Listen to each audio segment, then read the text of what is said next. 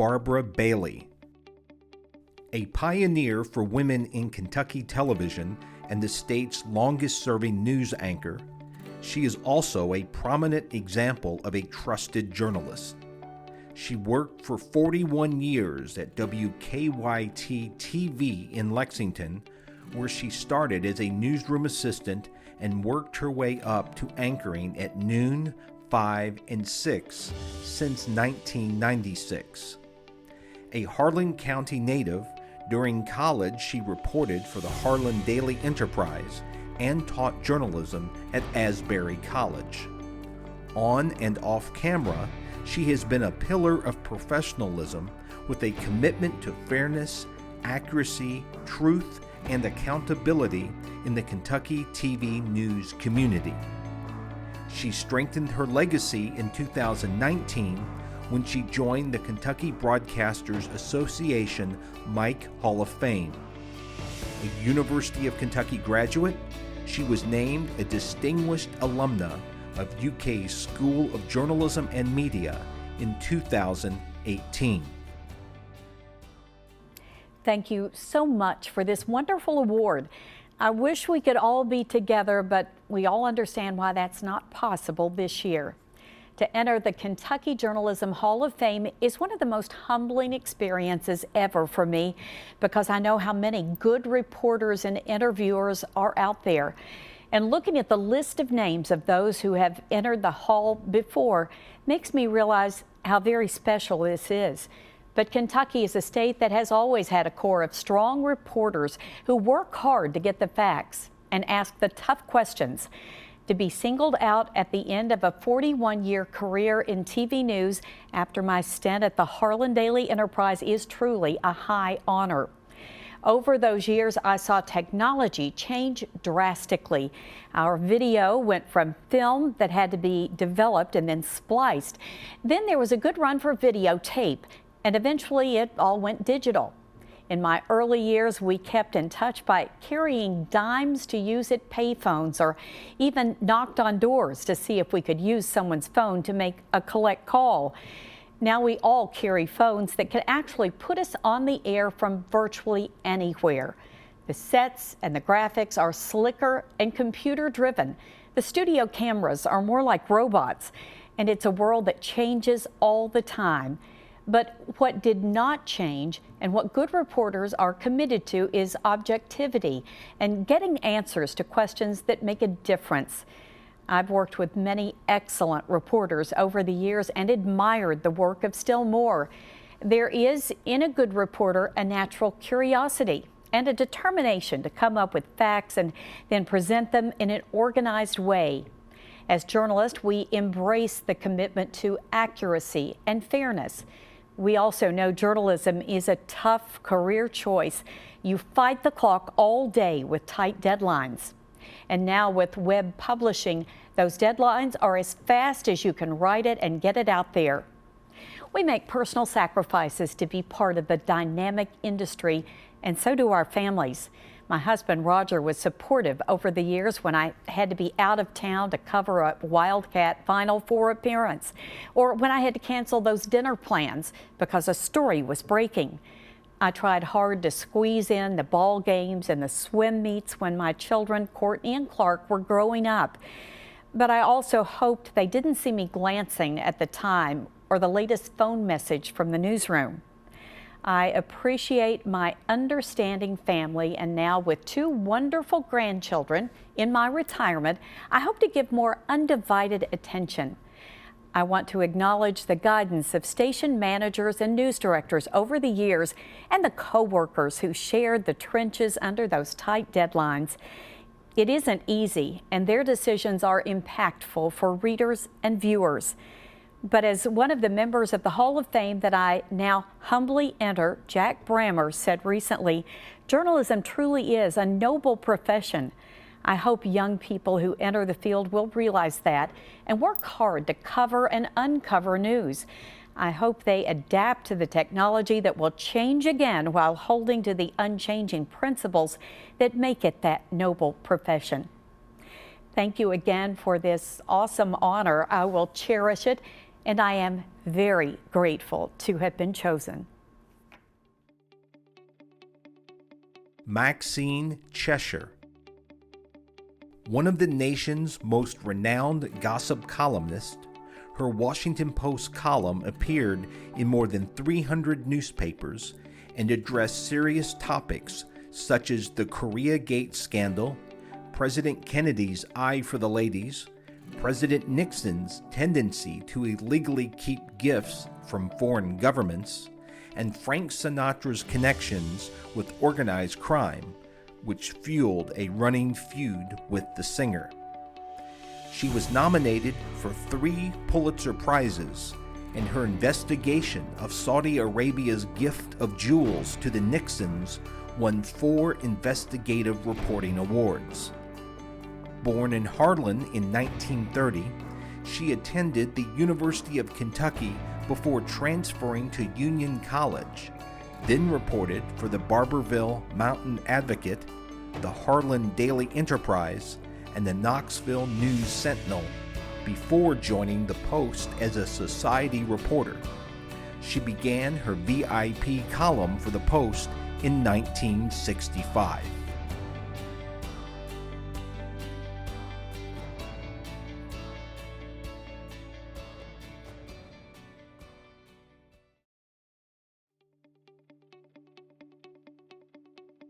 Steve Crump. A broadcaster and filmmaker, he has won many awards in more than 35 years at WBTV in Charlotte, where he is known as the conscience of the newsroom and is a mentor to other reporters and managed to do a number of projects for KET. He has produced more than 20 documentaries, several with national PBS distribution.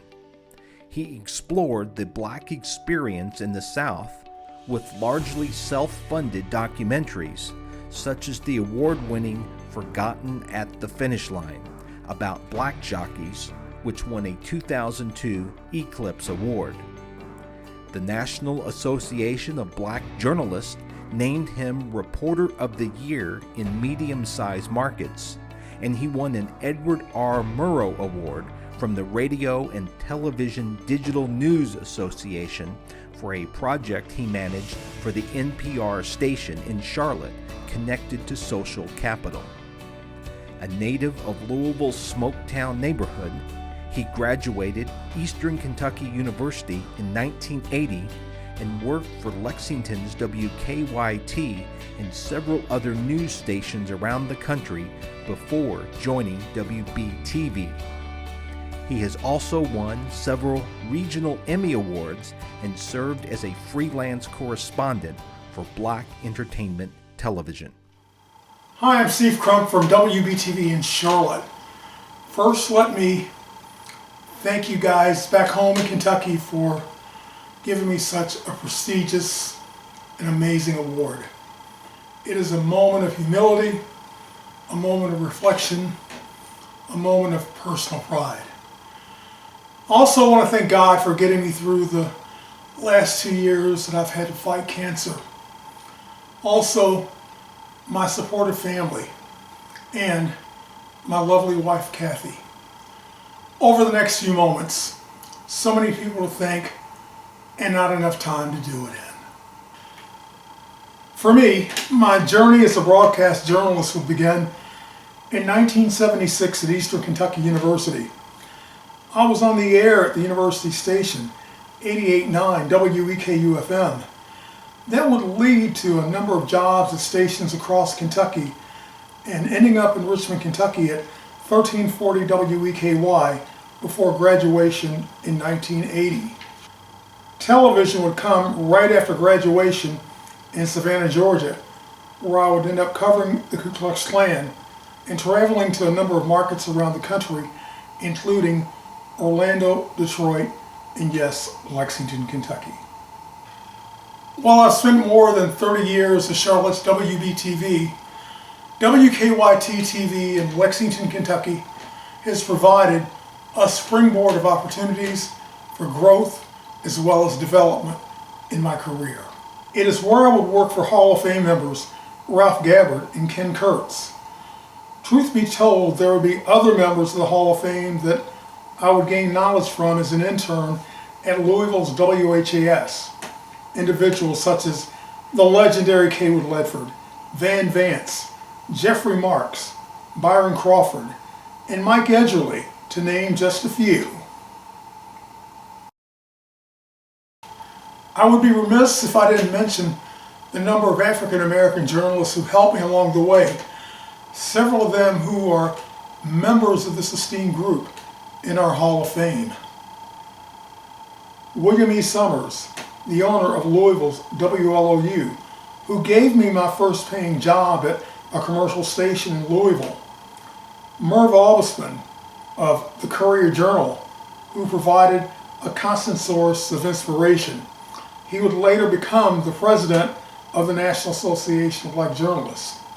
Angelo Henderson, the Pulitzer Prize winning writer who left us too soon, who I got to meet when he was a student at the University of Kentucky.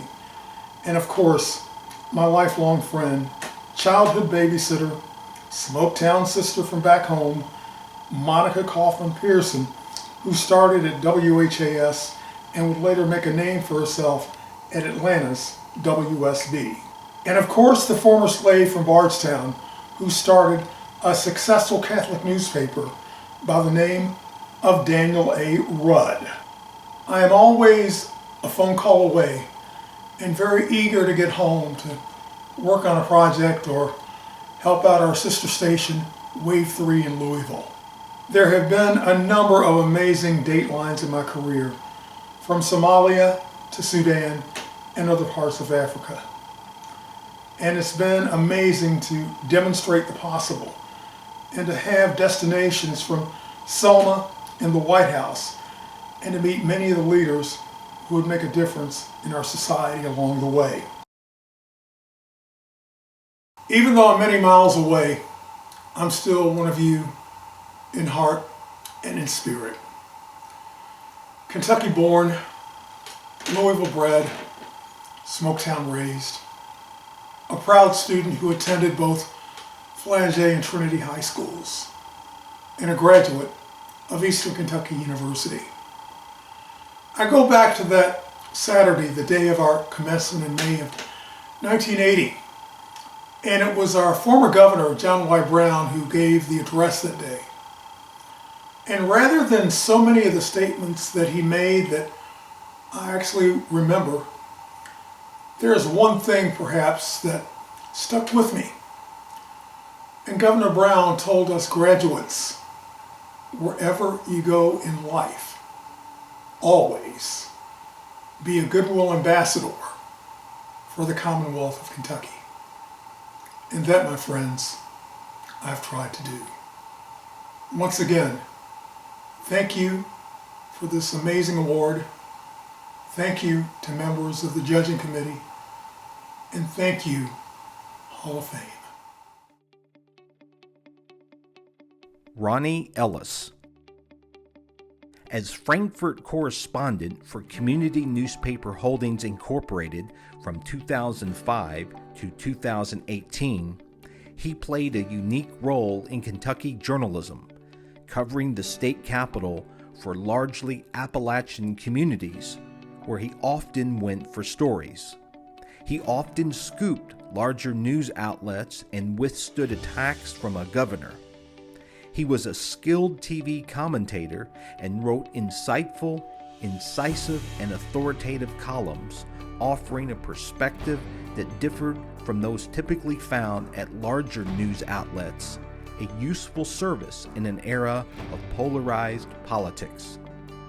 His time with CNHI followed stints as a reporter in Henderson and his native Glasgow, interrupted by a career with United Way. He retired in 2018, but continued to write a political column. He died in 2020, soon after his election to the Hall of Fame. He was a graduate of Western Kentucky University. Hi, I'm Scotty Ellis, here today on behalf of my dad, Ronnie Ellis, to thank you for selecting him to be inducted into the Kentucky Journalism Hall of Fame. It was such an honor for Ronnie to receive this, not only because of the award itself, but because he was selected by you, his colleagues and his friends, who he thought so much of. My brother Jack and I want to thank each of you for the friendships that you built with my father over the years. They meant so much to him. This career, journalism, was everything to Ronnie. He thought it was the most important profession that we could have because it delivered truth to the people. I am so proud to be Ronnie's daughter. Often I think I need to call him now to talk about what's happening. I wish that we could hear his voice on so many important subjects. But as you know, Ronnie always gave the best stories, and he did so with so much passion, courage, and bravery. Thank you for seeing that and for honoring him. It meant so much to him, and I'm glad that he knew he received this award before we lost him. But as his daughter and his son too, we are so grateful. Thank you so much. Michael Hedges. An investigative and international reporter, he probed the Marion Barry administration for the Washington Times and led the paper's coverage of Operation Desert Storm, then covered conflicts in Somalia, Bosnia-Herzegovina, the West Bank, Rwanda, Haiti, and elsewhere. After 5 years at the Scripps Howard News Service, he became Washington correspondent for the Houston Chronicle. He was at the Pentagon on 9/11, filing stories on the attack, and was one of the first journalists in Afghanistan after the Taliban's fall. In 2003, he was embedded with U.S. forces in Iraq and returned there and to Afghanistan to cover the ongoing conflicts. After serving as managing editor of the Washington Examiner, he moved to AARP, where he is an editor of the nation's largest circulation publications.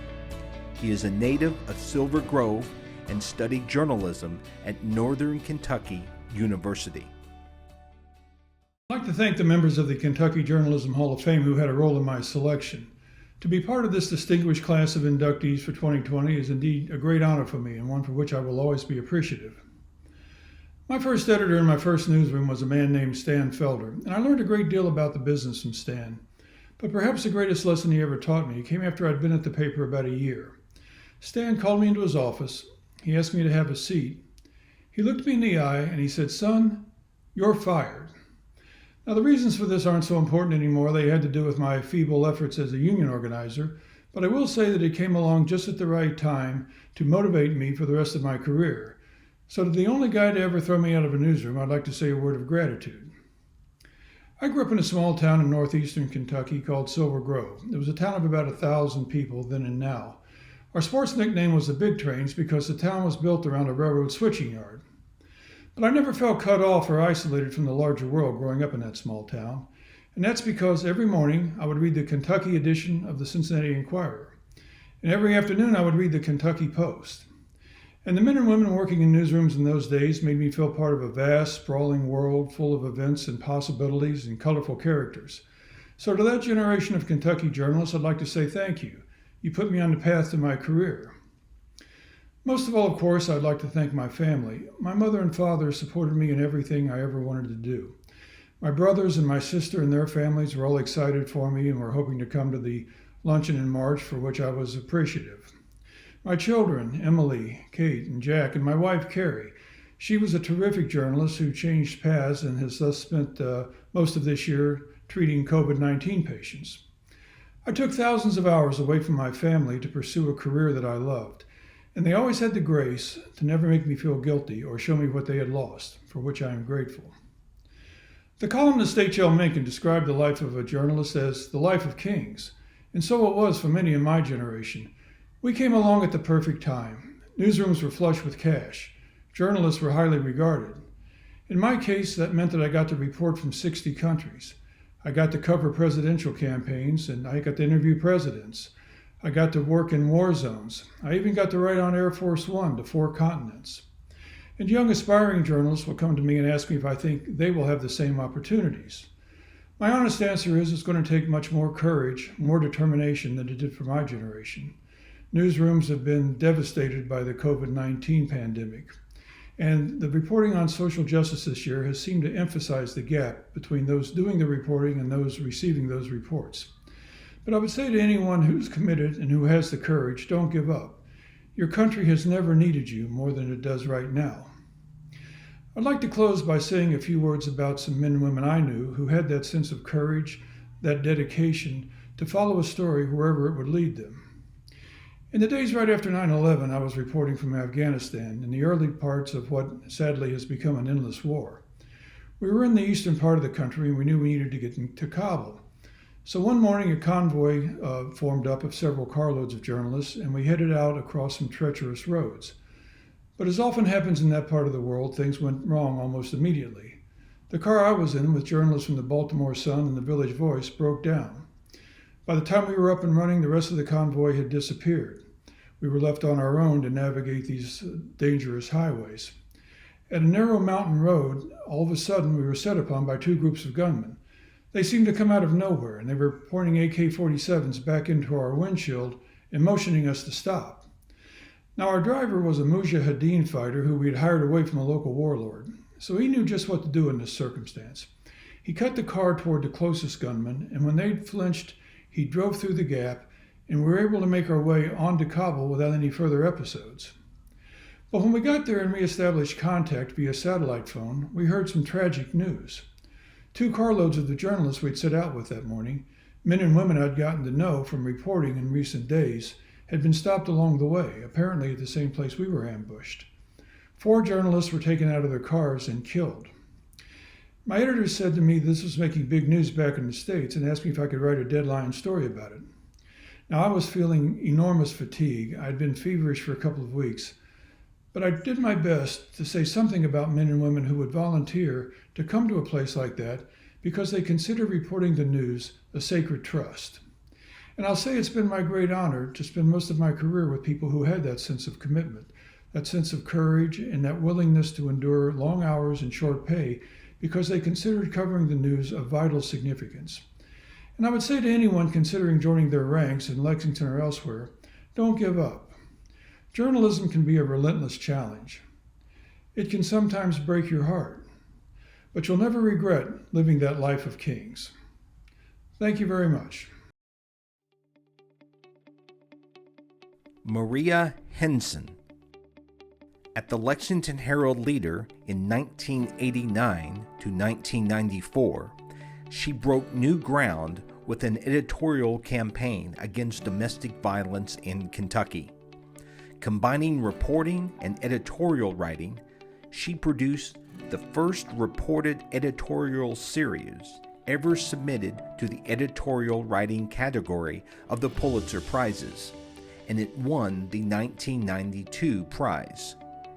The series revealed, among other things, that emergency protective orders against law enforcement officers were not being enforced.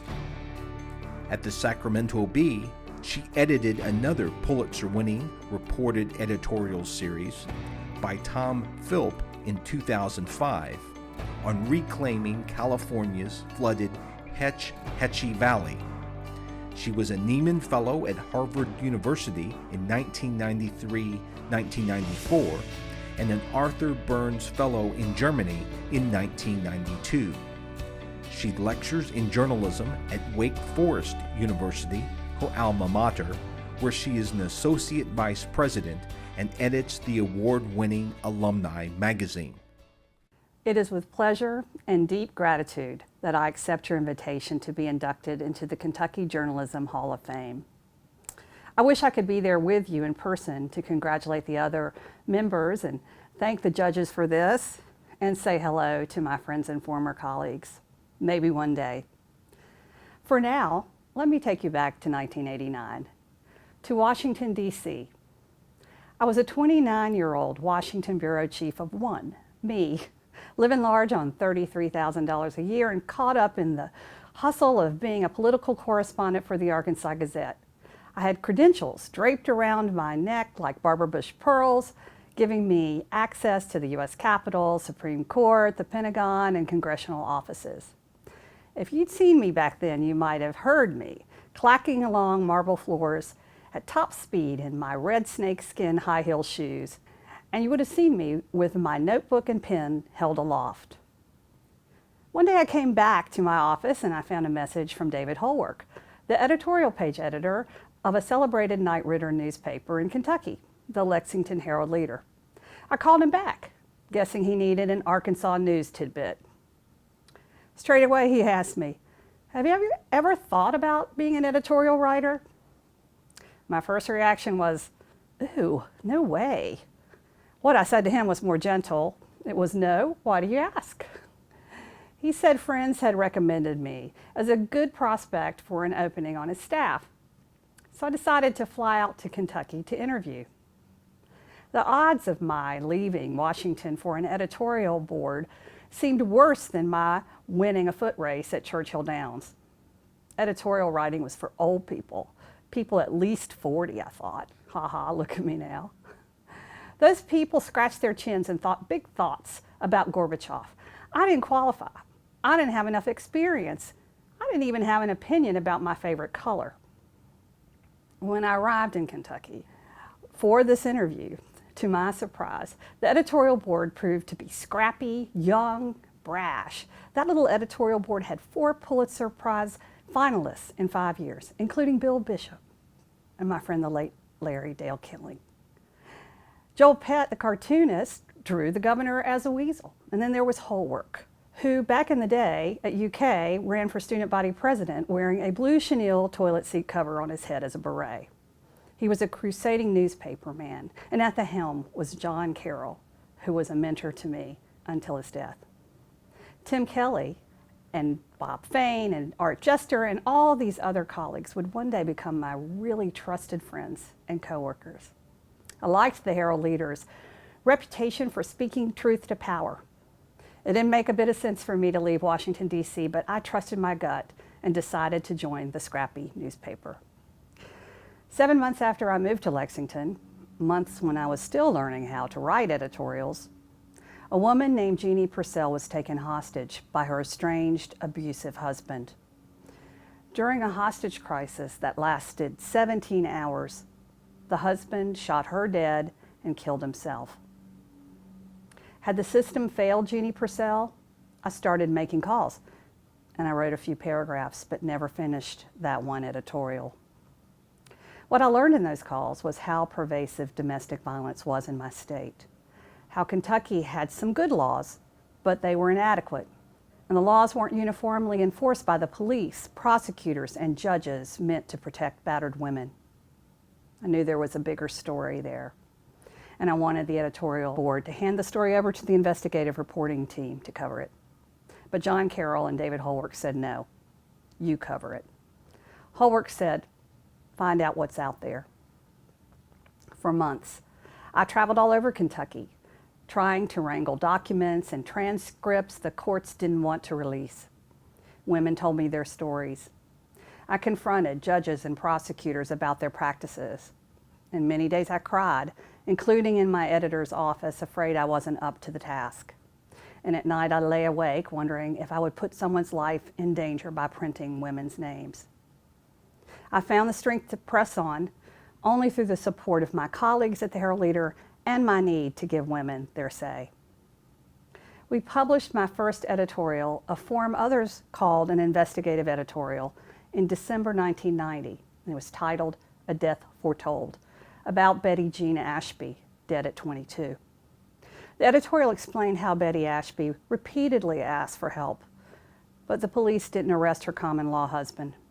When Betty was running for her life, the police dispatcher told officers to be on the lookout for a man with a crowbar chasing a naked woman, but the call was labeled Priority 3. The same priority assigned loud music in the backyard or a guy revving up a motorcycle. Betty Jean Ashby's case was not an isolated one. Throughout Kentucky, I met women whom the system had failed time and again. So over the course of a year, I wrote nearly 30 editorials about battered women. and our editorials offered specific recommendations on how Kentucky could improve its response and protection. To our delight, in 1992, every piece of domestic violence reform legislation we recommended passed, and courts made changes too. Now, we alone didn't do the work of reform by ourselves. The women who let me tell their stories and show their faces and write their names on our editorial pages did. Our readers demanding change did. So all these years later, at a time when there is disenchantment and discouragement about public life, and with appalling accusations that journalists are the enemy of the people, I look back and remember the power of the press and the power of ordinary citizens to effect change. Both groups acting on their love of community and a passion for fairness. And all these years later, I have not given up on what is possible. I thank you for this honor and for remembering the Kentucky women whose voices were heard. Bruce Johnson, an anchor and reporter for WUSA-TV in Washington, D.C. for more than 4 decades. He anchors the CBS affiliates' 6 and 7 p.m. newscast and covers politics and urban affairs as a reporter and has reported from many foreign capitals. A native of Louisville, he earned degrees in political science from Northern Kentucky University and in public affairs from the University of Cincinnati, and began his career at Cincinnati's WCPO-TV. He has won 22 Emmy Awards, the National Academy of Television Arts and Sciences Board of Governors Award, and its Ted Yates Award for showing outstanding professional and personal qualities in TV news in the Washington-Baltimore region. He is a member of the Hall of Fame of the Washington chapter of the Society of Professional Journalists. He is the author of 2 books, Heart to Heart, about his and others' comeback from heart attacks, and All or Nothing, the Victor Page story about a one-time National Basketball Association prospect. Hello, everybody. I'm Bruce Johnson, currently working in Washington, D.C., and have been here for almost 45 years now. This is an incredible, unexpected honor. To be inducted into the Kentucky Journalism Hall of Fame is just something I never could have imagined. Certainly nothing my mom could ever have imagined. And I bring her up because at age 52, my mother graduated from the University of Louisville. And that's the stock that I'm from. Just quickly, I attended Kentucky State University, graduated from Northern Kentucky University, attended grad school, University of Cincinnati. First job, radio station in Louisville. Eventually made my way to Cincinnati, where I worked for 4 years, and then somehow ended up in Washington, where just incredible things happened. I'm a person of faith, and I don't believe in accidents, and so I was meant to be here. And they took this poor boy from Louisville, and they've sent me all over the world from here at WUSA TV. I currently anchor the 6 o'clock news and the 7 o'clock news here. They allow me to do commentary. I don't know why. Some people think I have something to say, maybe once in a while. But it's been an incredible ride. As you can probably see and know, I've got fewer years in front of me than I've had behind me. And so I think right now, my main responsibility, and I'm sure a lot of the other inductees would agree, is to share and to pass it on. When I came into the business, we were shooting film, Bolax cameras. Eventually went over to videotape, then went to live television, microwave. And now it's social media that has just transformed and challenged and moved us in all kinds of different directions and forced us to acquire new skills that we never, ever contemplated. So it's been incredible. And we don't even have to get into what's going on outside of the newsroom. These are incredible times. I'm just so fortunate and so blessed to be here and to be able to report on these historic events on so many fronts. So again, I am so honored. This goes right up there with all of the other plaques and accolades and responsibilities, because I understand being a member of the Kentucky Journalism Hall of Fame brings incredible responsibility to play it forward and to give back. And I certainly plan to do that. So again, on behalf of my entire family, and I've got 3 kids and 4 great grandkids, 1 granddaughter, she gets it all. And we are so grateful. So thank you very, very much. Rachel Platt. In 29 years at WHAS TV, she was one of the most respected and beloved figures in Louisville television. She was the go-to leader of the newsroom, standing for fairness, accuracy, grit, and compassion. As an anchor, she continued to report, following the struggles of a family as they fought a landmark case for the right to remove a relative from life support, winning several awards for reporting from Vietnam with members of a National Guard unit that lost 5 men there, and covering the Kentucky National Guard's airlift relief operations in Bosnia-Herzegovina while putting herself at risk by bringing letters from refugees in Louisville to relatives in Bosnia-Herzegovina. A graduate of the University of Central Florida, she covered Eastern Kentucky for WOWK-TV in Huntington, West Virginia. She is the Director of Community Engagement for the Fraser History Museum. Thank you so much for this honor. To my fellow inductees, I am truly humbled to be in your company. I'm also thrilled to be part of this large class of women being inducted into the Hall of Fame. That matters a lot to me.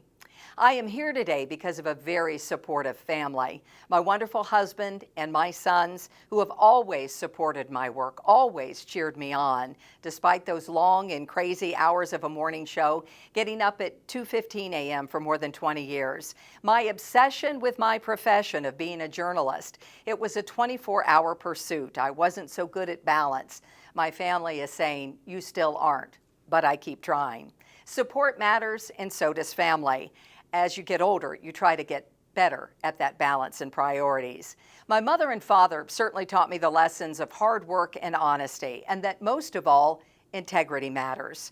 My sister Pam, who was the first journalist in our family, is my go-to. With any questions I ever had about writing, grammar, ethics, you name it, I asked it. She was my shining example of getting it right matters, that standards matter.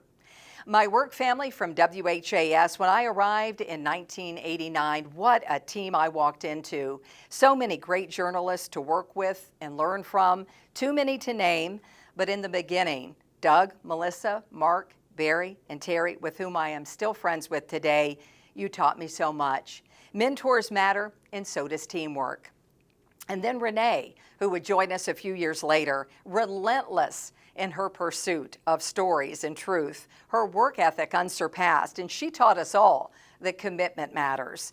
To the current team at WHAS, I loved working with you, answering your questions, helping with sources, figure out the best way to tell a story, what makes a good story, and discovering stories all around us. What a joy to teach and to be taught by you, that an old girl like me could still learn some new tricks, and I thank you for that. Mentoring matters, and so does the quest for learning. You now carry the torch, and you know how much that matters. To my Fraser family, who's been supportive in my transition in life after TV, allowing me to tell stories in a new way in community conversations, thank you, because second chapters are scary, but they matter.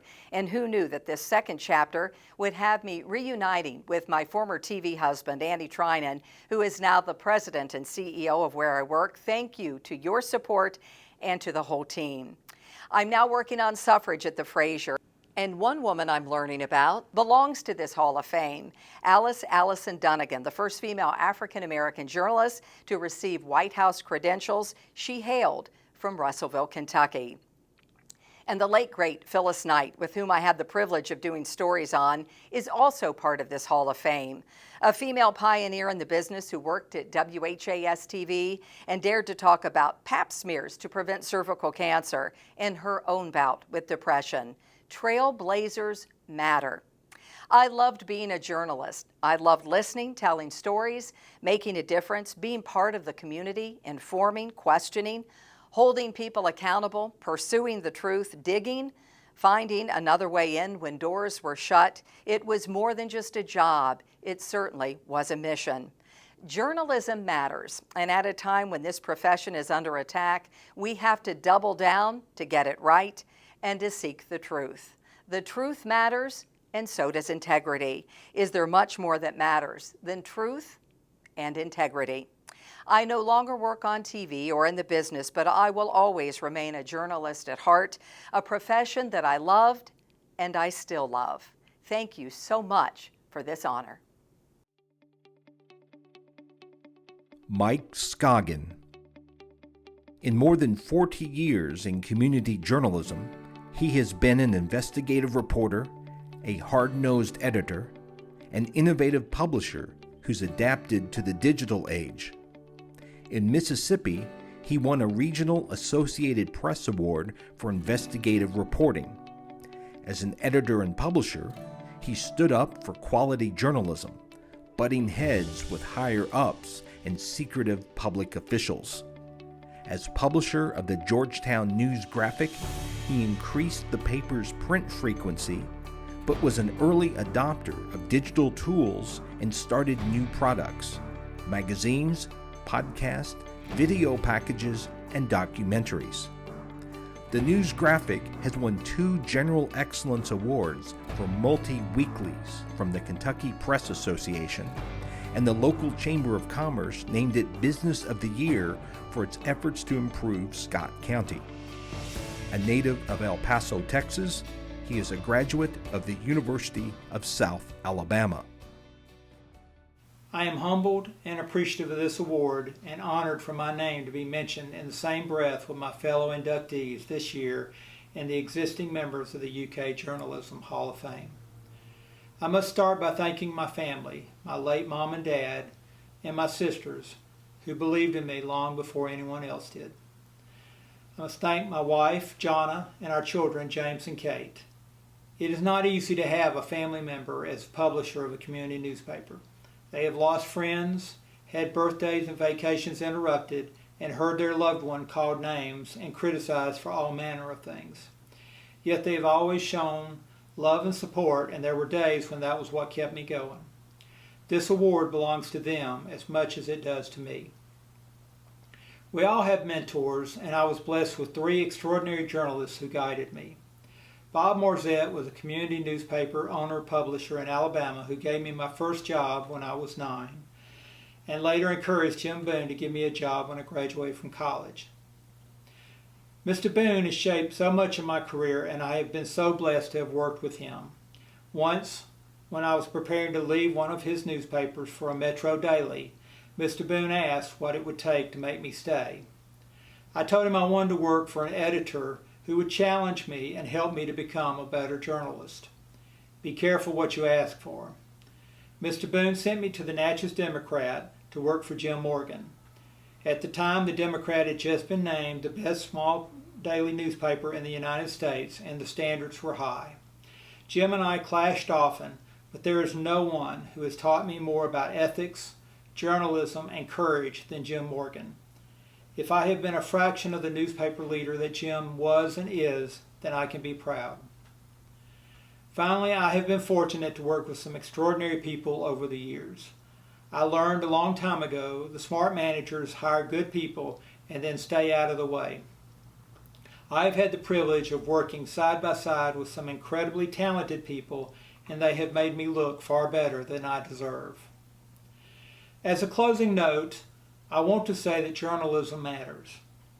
We live in a time when good journalism is often criticized, called fake news, and unappreciated. But good journalism matters. The truth matters. So what we do as journalists matters. I am proud to be a journalist, and I have always felt it was my calling. This nation, this world need good journalists, perhaps more than ever before. So if you're a journalist and you have doubts, let me assure you that being a journalist is an honor, a privilege, but it is also an awesome responsibility. But good journalism always matters. Thank you to the UK Journalism Alumni Association and the Hall of Fame for this honor. I am humbled and very grateful. Russell Shane. A distinguished journalism educator for 40 years, he began his career in the sports department of the Lexington Herald. For 20 years, he was on the faculty of the School of Journalism and Mass Communications at the University of Colorado, serving as dean for 10 years. He moved to Arkansas State University as dean of the College of Communications in 1990, guiding it through 20 years and 4 accreditation reviews by the National Accrediting Body, and concurrently serving as Dean of Fine Arts in 1995 through 1998. He was president of the Association of Schools of Journalism and Mass Communication in 2005 through 2006. A native of Owensboro who grew up in Hartford and Lexington, he is a 1966 journalism graduate of the University of Kentucky and earned a master's and doctoral degrees from the University of Illinois. It is indeed an honor to be inducted into the Kentucky Journalism Hall of Fame. I appreciate all who have made it possible. My journalism roots are in Lexington, at the University of Kentucky, and the Lexington Herald. Influential faculty in my tenure at Kentucky were Bob Thorpe, Lou Donahue, J.A. McCauley, and Dick Wilson. Bob was particularly helpful as my advisor and in lending his wisdom to my selection of a graduate program. The Herald sports department was memorable. David Thompson, Mike Ruling, Rick Bailey, Billy Reed, David Hawk, and others learned together, enjoyed each other most of the time, and produced a good newspaper. We remain friends today. I believe members of this group may have been responsible for my nomination. Thank you. As dean, I took great pride in watching students and alumni and watching their achievements. Sometimes students even taught me. I needed it. In the late 1970s, John Espinosa and Paul Mora were 2 Hispanic students from Pueblo. Paul one day came to talk to me, asking if I had access to funds that would allow him to come back to school as a senior. I gave him what probably was a customary response, naming some sources on campus and some outside sources. And then I suggested maybe he should contact some of his family or friends who might be able to contribute to his tuition. He looked at me and he said, "Dr. Shane, you don't understand." And I said, "You're right, I don't understand." And what I didn't understand was the economic situation of working class Hispanics in Pueblo. I tried to understand after that. 30 years later, Pablo Mora and Juan Espinosa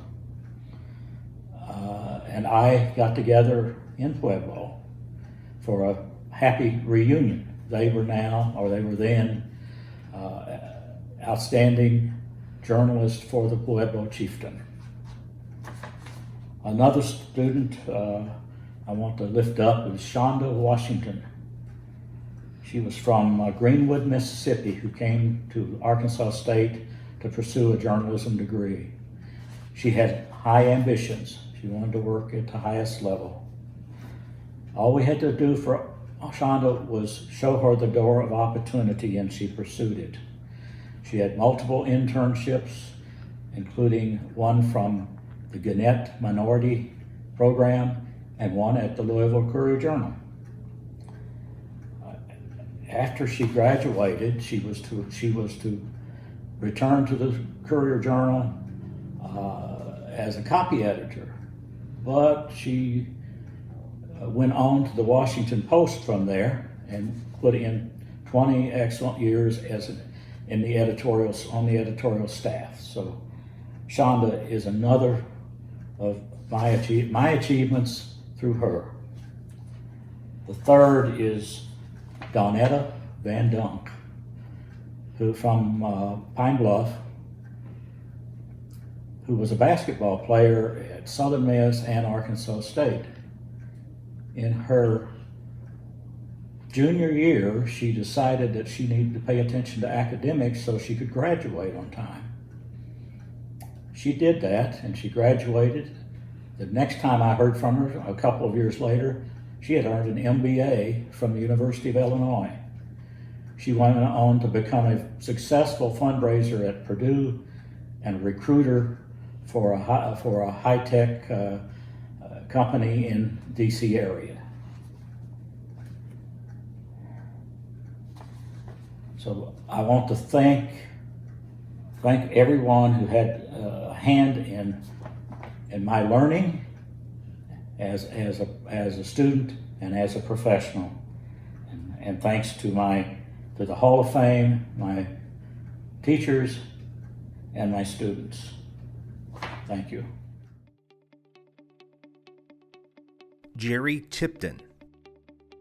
Reporting on the University of Kentucky men's basketball for the Lexington Herald-Leader since 1981, he set the standard for beat coverage of a nationally prominent athletic program, asking tough questions and doing investigative journalism in the face of sustained and sometimes ugly resistance from some fans, players, and university employees who want boosterism, not journalism, as one of his editors, Gene Abel, said.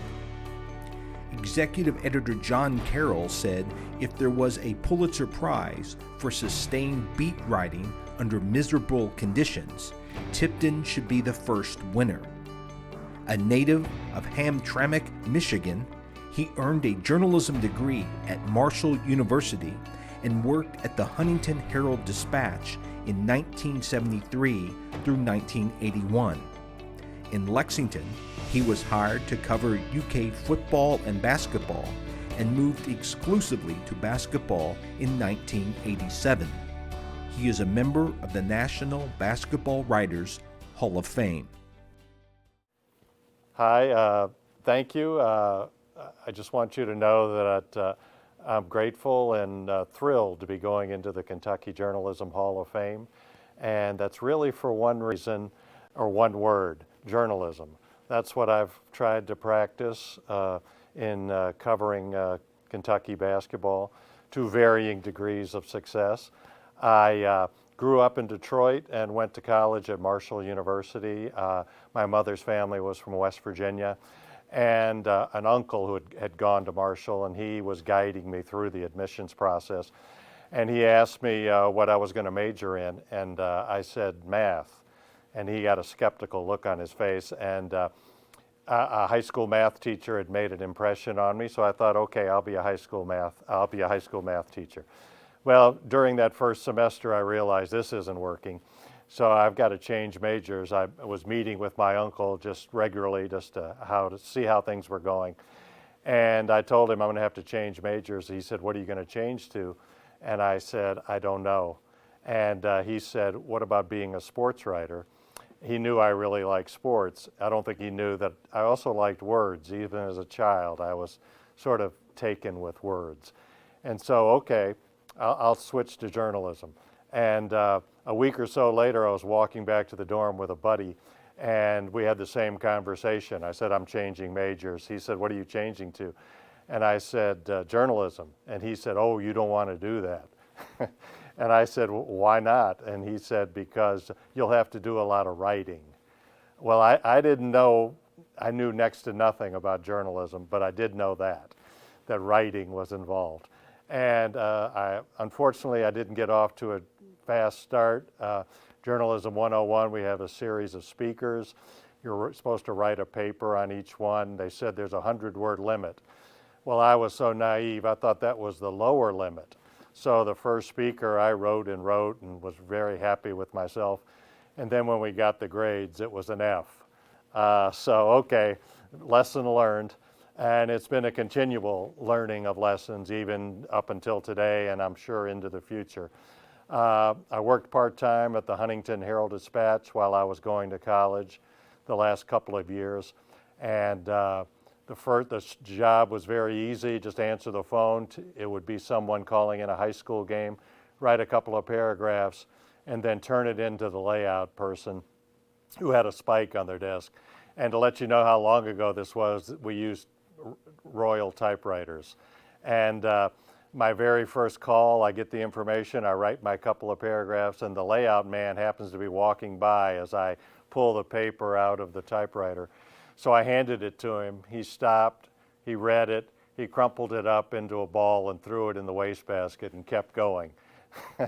Well, I was crushed, and my immediate thought was, I'm going to have to change majors again. What am I going to change to if I'm this terrible? Well, it turned out, I learned later in the evening that it was past the deadline for those teams that were involved in that phone call. So I was okay. It's been a lifelong learning experience, as I said. I'm grateful to so many people. Mike Connell was one of the sports editors in Huntington. He sort of turned my journalism world, or my sports journalism world, from black and white to color. And I remember him saying that the Associated Press was a tip service, and you would take that, whatever their story was, and try to develop it further. And I've tried to live by that. Covering Kentucky, I came to Kentucky in 1981. Mike helped me, he recommended me, so I think that's a reason why I got it. I've always felt lucky to cover a beat like this. I think any reporter wants their work read or viewed on television, and I love feedback, even if it's not positive. That's fine. I want to hear from people. It's been. I remember when Tubby Smith was coach in his second year, I believe it was. They played in Puerto Rico. And a film crew from Italy's version of ESPN was there. They were going to do a story on Kentucky basketball, and they asked to interview me, so fine. So I did, and I remember the anchor man or the reporter asked me if I was a Kentucky fan, and I said no. And he got this strange look on his face, and I could tell I needed to explain that, and I didn't want to go into the whole objectivity thing. So I just said, they have enough fans. And he laughed. And but that's sort of been, I hope the team wins, everybody's happier, everything goes smoother. But, that's the way I've approached it. And as I said, I felt very lucky. I've gone to, it's allowed me to go to exotic, strange places like Japan, Mexico, Tennessee. And I just want to, there's so many people to thank. Well, the other thing, too, is that you feel like you're a part of history every so often, and that's a thrill. For instance, the first two things that come to mind are the Christian Laettner game. I think that's lived on, perhaps in infamy, in Kentucky. And the first Kentucky-Louisville game in the Dream Game, as they called it, in the NCAA tournament in 1983, I believe it was. And, I feel lucky about that also. A lot of people to thank. I want to thank my wife, Paula. She was one of the editors when I met her, and she's from Kentucky and a UK graduate, so I felt like she was a good person to bounce things off of, because she understood Kentucky basketball and Kentucky, and she understood journalism and what it takes, what's required. I try not to wear her out. I don't always succeed, and I try not to bring work home as much as I really want to. I want to thank the editors I've had at the Herald-Dispatch, the Herald Leader, Mike Johnson, Tony Wilson, Gene Abel, Matt Graff, who's the editor now. And I also want to thank my co-workers, these stories that I'm doing and all of us do are collaborative efforts. It's not just me. And I really appreciate their camaraderie and advice and help in doing that. And I should say, too, that as everyone knows, there's going to be friction between a reporter, in this case a sports writer, and the coach, because we have different agendas. The coach is trying to win games, the reporter is trying to convey as best he or she can what's going on, and sometimes what's going on is not helpful towards the winning effort. I remember a story I like to tell that in Joe B. Hall's the 83-84 team, which went to the Final Four, very good team. They played in Louisville in December, and after the game, Sam Bowie said that they wanted to go down, their goal was to go down as the greatest team ever assembled. Well, a few weeks later, they played at Auburn, and Auburn drilled them. Charles Barkley and Chuck Person were on the Auburn team. Auburn was very good. Auburn won by double digits. And after the game, I was a little worried about how this was going to go. And I was hoping that it wouldn't come up, the greatest team ever assembled. But unfortunately, one of the writers from Alabama asked Joe B. Hall, how could the greatest team ever assembled get beat like this?